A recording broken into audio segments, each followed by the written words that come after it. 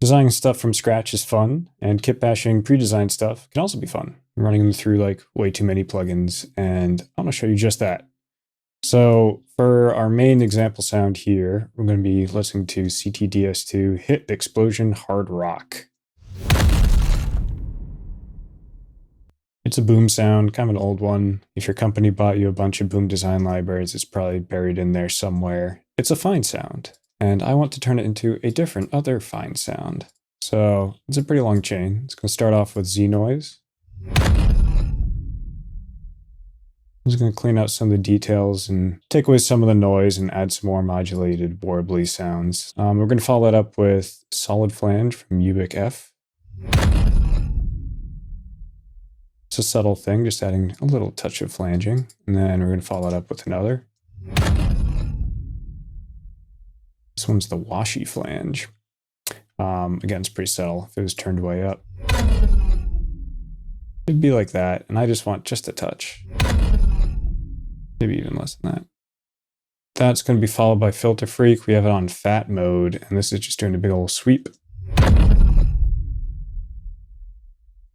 You can hear that like sort of squelchy, sweepy thing going on in the high end there. We're following that up with the flanger.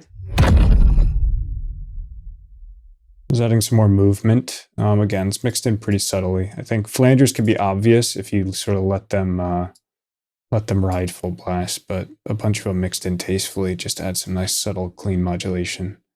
A limiter is honestly not doing anything. This is one of those chains I've just built up over the years, and so it might have stopped here at one point, and then I just kept on slapping more stuff on top. So we got the Decapitator. It's adding grit. It's actually mixed in only 32%. 100 would be like this. Pretty tasty. But I only want just a little bit of that crunch. Then we got Enigma. I've yet to find a replacement for this one.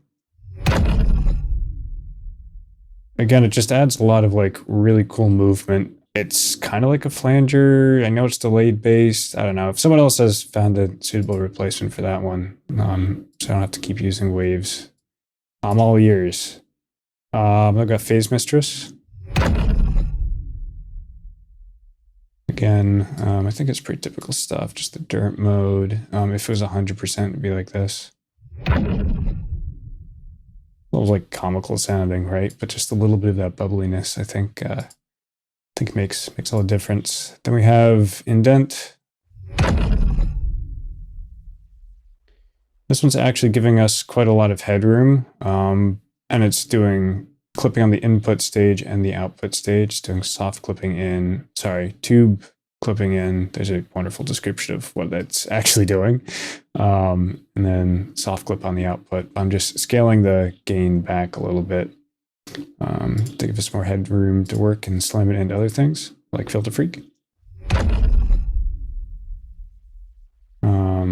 You can hear that's kind of like default settings, and it, again, it's just doing some more sweepy stuff. Then this is one of my cleaner presets. This is tucking the mid-range around 370 based on the bass content. It just makes a little bit of room, carves out some of the boxiness and emphasizes some of the bassiness. Then I did some, this is basically the aggressive preset, and it's taking up some of the high end and reducing some of the low end.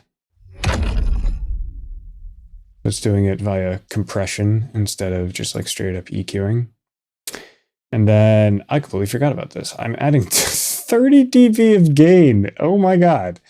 With the transparent style. That's hilarious. I completely forgot about this one. But yeah, that's key ingredient right there. And then Manipulator, I'll turn this one on and off.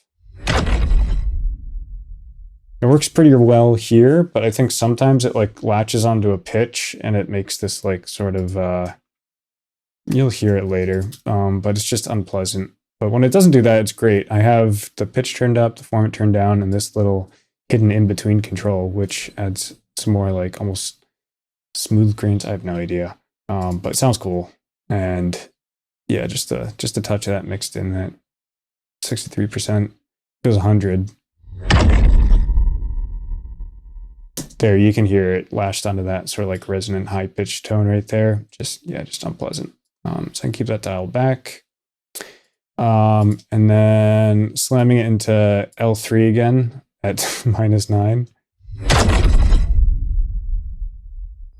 Really bringing out those details. And this is, you've seen this a million times. This is just my bass expansion MB preset. Taking care of some of the lingering low end. And finally, we have recenter, bringing it straight up the middle.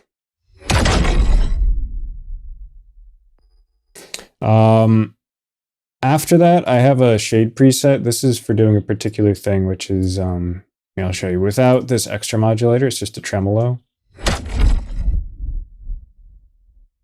Shade actually has a multi-segment editor, which is pretty sweet. You can like make your own custom tremolo shapes. I really enjoy it. But with this other modulator, it's like an envelope follower.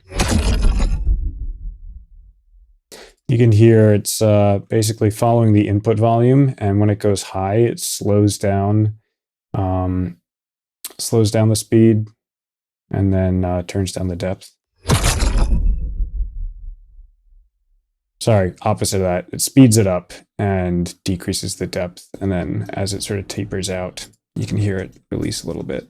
I'll have that on and off, just playing around. But yeah, this is basically what I'll do is I'll drag a bunch of design stuff in, maybe like adjust the pitch playback rate a little bit, and then yeah, toggle shade on and off, manipulator on and off, and just get a whole bunch of cool variety.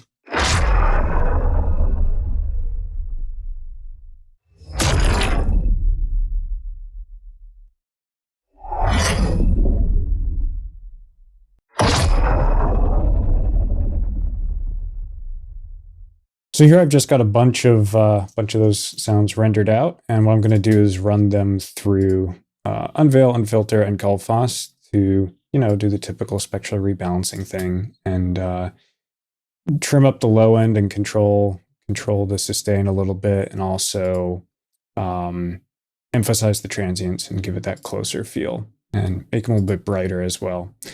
I've separated it out, and it's not in the main chain because, these things, they just make my computer run like shit. So I like to do it in a batch after the fact.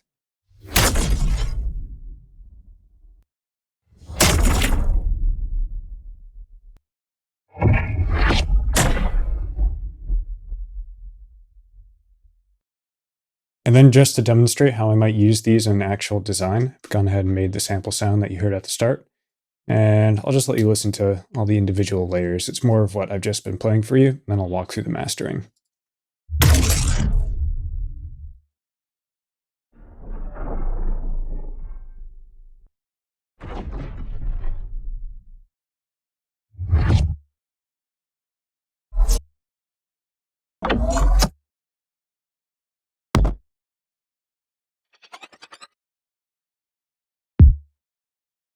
So we got Gullfoss.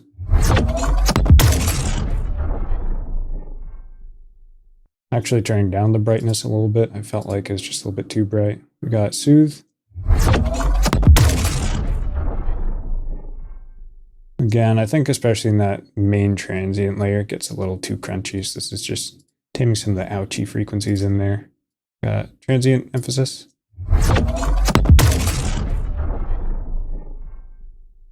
Slightly more punch. I'm going to skip Unveil. I think it didn't really work for this sound after all. Some more bass expansion. It's creating more space. Saturn. I actually have the EQ going on here to bring back the bass. You might think that these two are doing opposite things, but they're actually quite different. So the Pro MB is changing how the bass behaves over time, and the Saturn is just emphasizing the bass overall and giving it that extra drive. And then finally, M limiter MB.